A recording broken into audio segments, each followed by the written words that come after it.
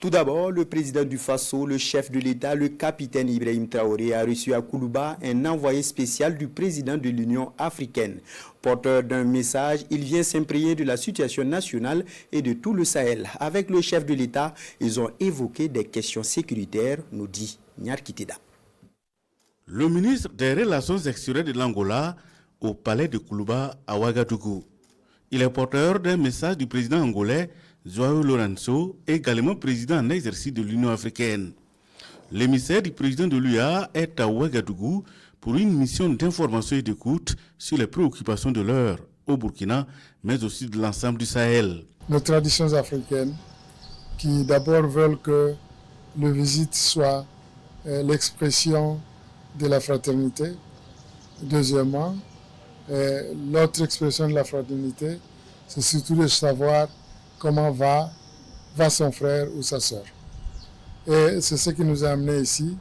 C'était pour écouter le président sur tous les défis que la région et le pays traversent en ce moment et voir quels sont, en tant qu'Africains, les voies collectives que nous pouvons, n'est-ce pas, trouver pour pouvoir avoir des solutions à tous les défis qui varient d'une région à l'autre. Et au cours des échanges, les préoccupations soulevées sont d'ordre sécuritaire pour le Burkina Faso, mais aussi pour l'ensemble de la région du Sahel.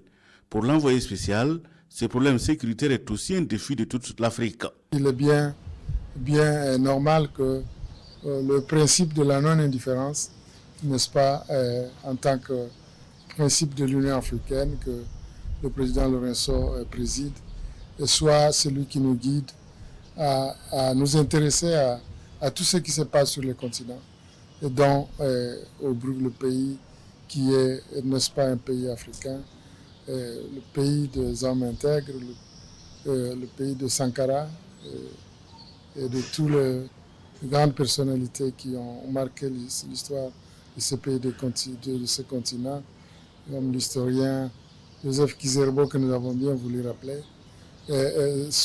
mérite cette attention de la part du président de l'Union africaine. Et nous avons été très édifiés par ce que nous avons écouté.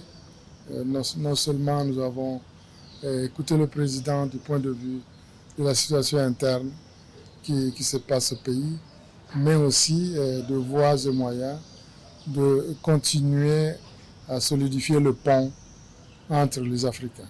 Il signifie entre nos mécanismes que nous avons tous, n'est-ce pas, construits, et aussi suivre ce que disent nos peuples. Le ministre des Relations extérieures angolais quitte le palais de Koulouba édifié, mais aussi explore déjà les voies et moyens pour toujours solidifier le pont entre les Africains, qu'il appelle d'ailleurs de tous ses voeux à la cohésion, à la solidarité et à la fraternité, socle d'une Afrique unie et indépendante.